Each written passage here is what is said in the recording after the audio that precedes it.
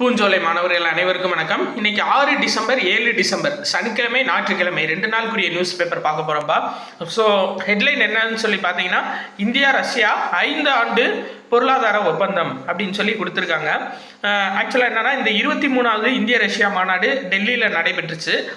அதில் வந்து பார்த்தீங்க அப்படின்னா 2030ஆம் ஆண்டு வரைக்கும் பொருளாதார ஒப்பந்தம் போட்டிருக்காங்க.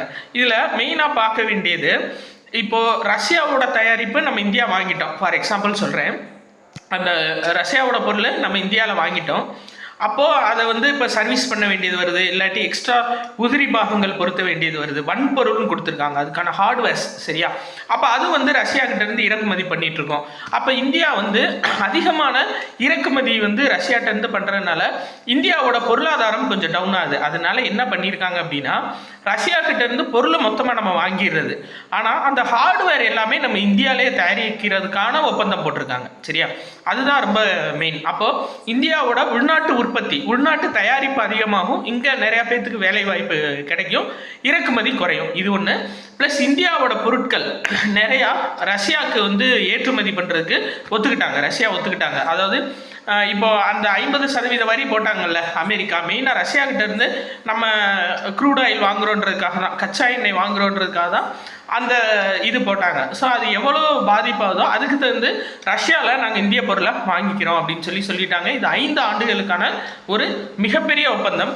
இன்னொன்று என்ன சொல்லியிருக்காங்க அப்படின்னா, இந்தியாவுக்கு வரக்கூடிய ரஷ்யா சுற்றுலா பயணிகள் 30 நாட்களுக்கு அவங்களுக்கு ஃப்ரீ விசா வந்து கொடுக்க போகிறாங்க. சுற்றுலா விசா ஃப்ரீயாக 30 நாட்களுக்கு கொடுக்க போகிறாங்க. இன்னொன்று என்னென்னா, கூடங்குளம் அணுமின் உலைகள் ஏற்கனவே 2 உலைகள் இயங்கிட்டு இருக்கு, அதை 4 உலைகளாக இயக்க போகிறாங்க. இது ரொம்ப முக்கியமான நியூஸ். சரியா? இன்னைக்கு இந்த நியூஸ் பேப்பரில் இந்த ஒரு நியூஸ் தான் இருக்கிற மாதிரி இருக்குது, வேறு எந்த நியூஸுமே இல்லை உள்ள. சரிங்களா? ஃபுல் அண்ட் ஃபுல் அரசியல் சார்ந்து தான் எல்லா நியூஸுமே இருக்குது. ஸோ எலெக்ஷன் நெருங்க நம்ம நியூஸை தேடி கண்டுபிடிக்கிறதுன்றது ஒரு மிகப்பெரிய சம்பவமாக இருக்குது. சரி, ரைட், ஓகே. இதில் வேறு எந்த நியூஸுமே இல்லைப்பா. இந்த இது பார்த்துக்கோங்க, இந்த விமான பணி நேர தளர்வுகள்னால இந்த இண்டிகோ ஏர்லைன்ஸோட பிரச்சனை போயிட்டுருக்கு. அது சம்மந்தமாக நம்ம மறுநாள் நியூஸ் பேப்பரில் இருக்குது, நம்ம பார்ப்போம். சரியா? இப்போது இது பார்த்துருவோம். அதாவது பெல்ஜியம் எகிப்திலிருந்து உரங்கள் இறக்குமதி.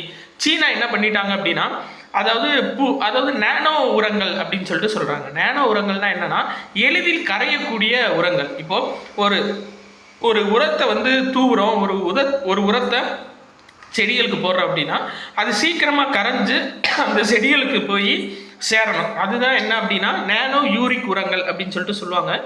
ஸோ அந்த நேனோ யூரிக் உரங்களை வந்துட்டு சைனா இந்தியாவுக்கு கொடுக்குறத நிப்பாட்டிட்டாங்க. சரிங்களா? அதனால என்ன பண்ணுறாங்கன்னா, பெல்ஜியம் எகிப்து இந்த நாட்டிலேருந்தெல்லாம் வந்து உரங்கள் இறக்குமதி பண்ண போகிறாங்க. ஸோ இதை பேசிக்காக நீங்கள் ஞாபகம் வச்சுக்கோங்க. நேனோ யூரிக் உரங்கள்ப்பா அப்படின்னா இதுதான். சரியா? Right, okay. இந்த இது பாருங்கள், 2024 சாலை விபத்துக்கள் ரெகுலர் 2023 2.3% அதிகரிச்சிருக்கு. ஒரு நாளைக்கு சராசரியாக இந்தியாவில் 485 பேர் சாலை விபத்தால் இறக்குறாங்க. இது ரொம்ப முக்கியமானது. ஒரு நாளைக்கு இந்திய அளவில் சராசரியாக சாலை விபத்தில் இறக்குறவங்களோட எண்ணிக்கை 485 பேராக இருக்காங்க. சரியாப்பா? இதை ஞாபகம் வச்சுக்கோங்க. வேற நியூஸில் எடுத்துக்கிட்டோன்னா, இந்தது 18 வயதில் வந்து இராணுவ சேவையில் சேர்றதா இருந்தால் சேர்ந்துக்கலாம் அப்படின்னு சொல்லிட்டு ஜெர்மனி நாடாளுமன்றம் ஒப்புதல் கொடுத்துருக்காங்க. சரியா? 18 வயசு ஒரு இளைஞர் இருக்கார், அவங்க நாட்டில் படித்து முடிச்சுட்டு இருக்காருன்னா அவங்களுக்கு ஒரு லெட்டர் அனுப்புவாங்க. அந்த லெட்டரில் விருப்பம் அப்படின்னு சொல்லி தெரிவித்தாங்கன்னா அவங்க இராணுவத்தில் வந்து சேர்ந்துக்கலாம். அப்படி ஒரு மசோதா கொண்டு வந்தது யார் அப்படின்னா ஜெர்மனி நாடாளுமன்றம். இதை ஞாபகம் வச்சுக்கோங்கப்பா. சரி, வேறு ஸ்போர்ட்ஸ் நியூஸே நிறையா சொல்ல மாட்டீங்க அப்படின்ற மாதிரி சொல்கிறீங்க. என்னென்னா, நிறையா இது நடக்கும்ப்பா, நிறையா கோப்பைகள் நடக்கும். நம்மளுக்கு அதெல்லாம் தேவையில்லை. எக்ஸாம் பாயிண்ட் ஆஃப் வியூவில் எது தேவையோ அதுவும் அந்த ஃபைனலில் வந்து பார்த்தா போதும். இப்போது இந்தியா சவுத் ஆஃப்ரிக்கா மேட்ச் நடக்குதுன்னு வச்சுக்கோங்களேன், இந்த நியூஸ் ரொம்ப இம்பார்ட்டன்ட் கிடையாது. இதுவே ஐசிசி வேர்ல்டு கப்பு, இல்லை வந்துட்டு ஏதாச்சும் ஒரு கேப்டன்ஷிப் சேஞ்ச் ஆகிறாங்க, இல்லை ஏதாச்சும் ஒரு பெரிய விஷயம் நடக்குது அப்படின்னா அதை நம்ம படித்து வச்சுக்கலாம். சரிங்களா? அதனால் கரண்ட் அஃபேர்ஸ் எது தேவையோ அதை மட்டும் படிங்க போதும். ப்ளஸ் இந்த இது பாருங்கள், 1003 கோடி ரூபாயில் மின்னணு சாதனங்களுக்கான கண்ணாடி பொருள் தொழிற்சாலை எங்கே அமைக்க போகிறாங்கன்னா, ஸ்ரீபெரும்புதூர் கிட்ட இருக்க பிள்ளைப்பாக்கம் சிப்காட்டில் வந்து அமைக்க போகிறாங்க. சரியா? இது ரொம்ப முக்கியம். பிள்ளைப்பாக்கம் சிப்காட்டில் கண்ணாடி பொருள் தொழிற்சாலை வந்து அமைக்க போகிறாங்க. சரியாப்பா? Right, okay. இந்த பாருங்க, 7ஆம் தேதி நியூஸ் பேப்பர். FDTL அப்படின்னா ஃப்ளைட் டியூட்டி டைம் லிமிடேஷன்ஸ். இப்போ பிரச்சனை இதான்ப்பா, இண்டிகோ விமானம் நிப்பாட்டினதுக்கு காரணமே இதான். FDTL என்னன்னா ஃப்ளைட் டியூட்டி டைம் லிமிடேஷன்ஸ்.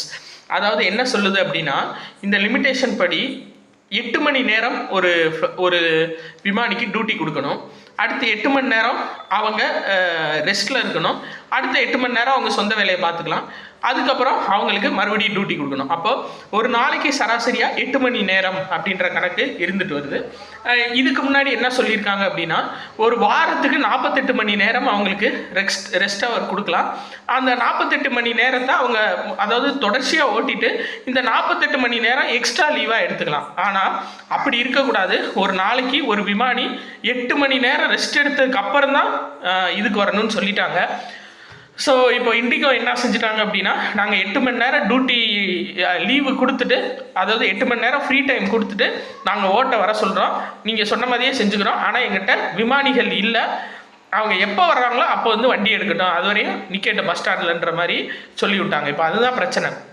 கொஞ்சம் யோசிச்சு பாருங்க, ஒரு தனியார் நிறுவனம் வந்து ஒரு அரசு போட்ட உத்தரவுக்கு வேணும்னே இப்படி பண்ணுறாங்க. அதுதான் விஷயம். ஒரு தனியார் நிறுவனம் அரசை வந்து அடிபணிகிற அளவுக்கு இது செஞ்சுருக்காங்க. இப்போ இது திரும்ப வாங்கிட்டாங்கப்பா. FDTL ஃப்ளைட் டியூட்டி டைம் லிமிடேஷன்ஸை திரும்ப வந்து அரசு பெற்றுக்கிருச்சு. இதுக்கு காரணம் என்ன அப்படின்னா, நம்ம இந்தியாவுக்குன்னு ஒரு தனியாக விமானமே கிடையாது. அதாவது ஒரு 140 கோடி மக்கள் இருக்கக்கூடிய நாட்டில் அந்த நாட்டுக்குன்னு ஒரு சொந்த விமானம் இல்லை அப்படின்றது ஒரு இதை எப்படி சொல்கிறதுன்னு தெரியல. ஏன்னா ஸ்ரீலங்கன் ஏர்லைன்ஸே இருக்குது நம்மளை விட, அதாவது தமிழ்நாட்டை விட சின்ன நாடு ஸ்ரீலங்கா அப்படின்றது. அப்போது நம்ம தமிழ்நாட்டோட மொத்த ஜிடிபி விட ஸ்ரீலங்காவோட ஜிடிபி கம்மி. ஆனால் இந்திய அளவில் எடுத்துக்கிட்டோம்னா இந்தியாவுக்குன்னு ஒரு தனியாக சொந்தமாக ஒரு அரசு சார்ந்து ஒரு விமான நிறுவனமே கிடையாது. அதனால தான் இந்த தனியார் முதலாளிகள் வந்துட்டு அந்தளவு இது பண்ணுறாங்க. சரிங்களா? சொல்கிறாங்க. இப்போ வந்து வேறு வழி இல்லை, இண்டிகோ நிறுவனம் இப்படி செஞ்சதுனாலே இதை திரும்ப வாங்கிட்டாங்க FDTL. அதை ஒன்றும் சொல்கிறதுக்கு இல்லை.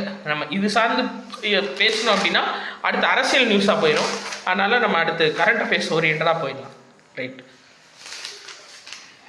மதுரையில் முதலீட்டாளர்கள் மாநாடு வந்து ஞாயிற்றுக்கிழமை இப்போ நடைபெற்றிருக்குப்பா. ஸோ அது சார்ந்து நாளைக்கு நியூஸ் பேப்பரில் வரும். அதை நம்ம என்னென்னு தெளிவாக பார்க்கலாம்.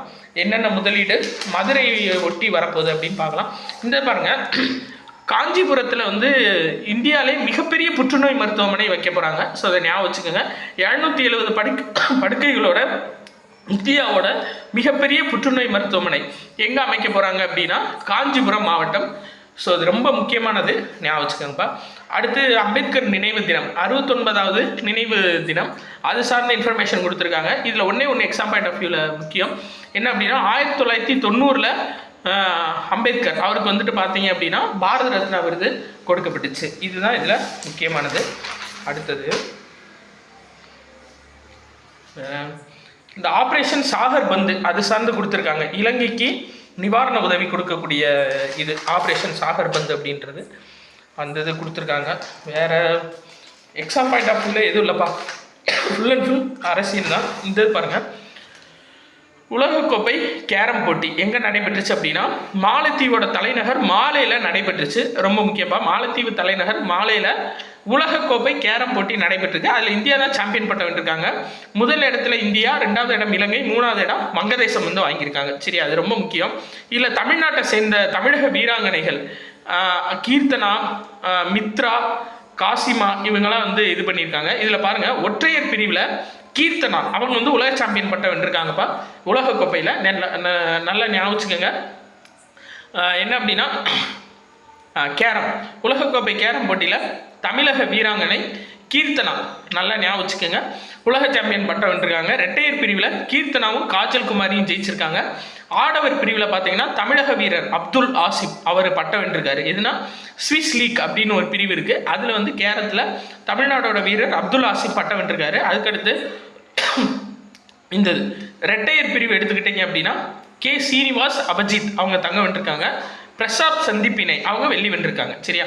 அப்போ ஓவராலாக நம்ம பார்க்கும்போது உலகக்கோப்பை கேரம் எடுத்துக்கிட்டிங்கன்னா இந்தியா முதல் இடத்துலையும், இலங்கை 2வது இடத்துலையும், வங்கதேசம் 3வது இடத்துலையும் இருக்காங்க. சரியா? ரைட். இப்போ அவ்வளோதான், இதில் வேறு எந்த நியூஸும் கிடையாது. ஸோ 2 நாள் நியூஸ் பேப்பர் வந்து கம்ப்ளீட் ஆயிடுச்சுப்பா. உங்களுக்கு வந்துட்டு நம்ம அடுத்த சார்பாய்வாளர் மாதிரி தேர்வு 14ஆம் தேதி அடுத்த ஞாயிற்றுக்கிழமை நடைபெறும். இப்போ வந்துட்டு நம்ம டெலகிராம் குரூப்பில் அதுக்கான கொஸ்டின்ஸ் அனுப்பிச்சாச்சு. இப்போ கொஞ்சம் நேரத்தில் நம்ம வந்துட்டு கீ ஆன்சரும் சென்ட் பண்ணிடுவோம்.